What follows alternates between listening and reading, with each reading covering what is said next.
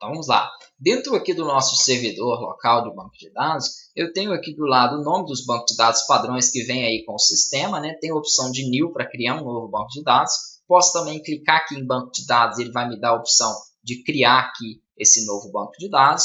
E se você quiser fazer a criação de forma manual, é só você utilizar o mesmo nome que eu. Se você não colocar o mesmo nome, tem que tomar cuidado depois quando nós formos fazer a conexão, porque eu vou precisar passar o nome do banco de dados. Então, se você mudar aí, vai ter que mudar também depois na conexão. Então, aqui eu posso fazer de forma manual, utilizando os próprios recursos aqui, né, da interface do meu banco de dados. Então, aqui eu colocaria BD, contatos ou o nome que eu quisesse dar para ele, clicaria em criar, ele vai fazer a criação.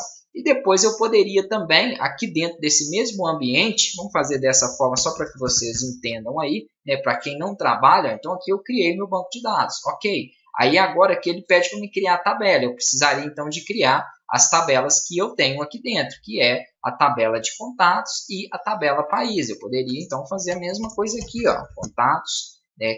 Aí aqui ele pede o número de colunas, quantas colunas eu tenho? São os campos, ó, 1, 2, 3, 4, 5, 6, 7, 8 campos que eu tenho no total, sendo o e-mail a chave primária. E eu faria essa quantidade de campo ali. Por que é importante vocês já terem um conhecimento aí em MySQL? Porque, por exemplo, se você não tem, você vai ter que trabalhar com o que eu mostro aqui no sistema. Então, às vezes você quer acrescentar um outro campo aqui de telefone para colocar um telefone fixo dele, um WhatsApp, né? Algum outro campo que não tem aqui.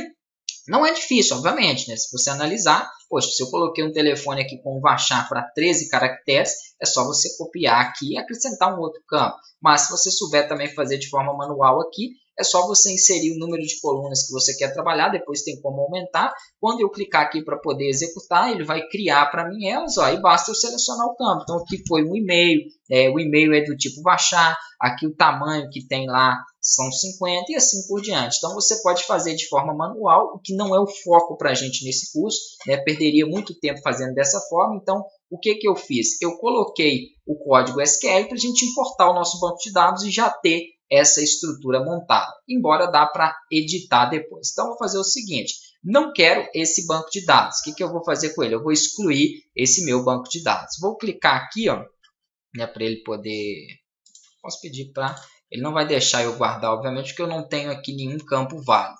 Então vou fazer o seguinte aqui, vou colocar só esse primeiro,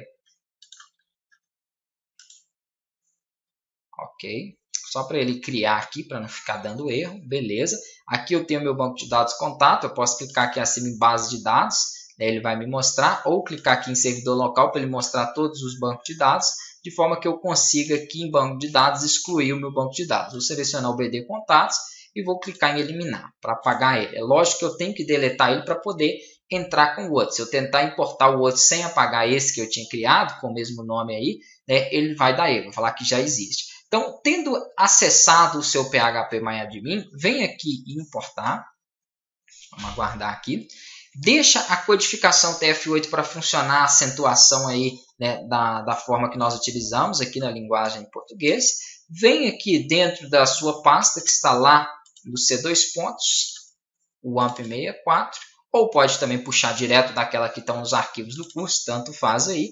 Como eu coloquei aqui, eu vou estar utilizando aqui dentro, apontando sempre para cá.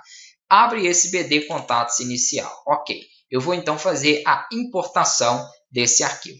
Não precisa mexer em mais nenhuma configuração, é só pedir a execução que ele vai fazer aí então a criação. Ele falou aqui que importou, né? 5 queries foram executadas e eu tenho aqui já o meu banco de dados contato. Vou clicar sobre ele.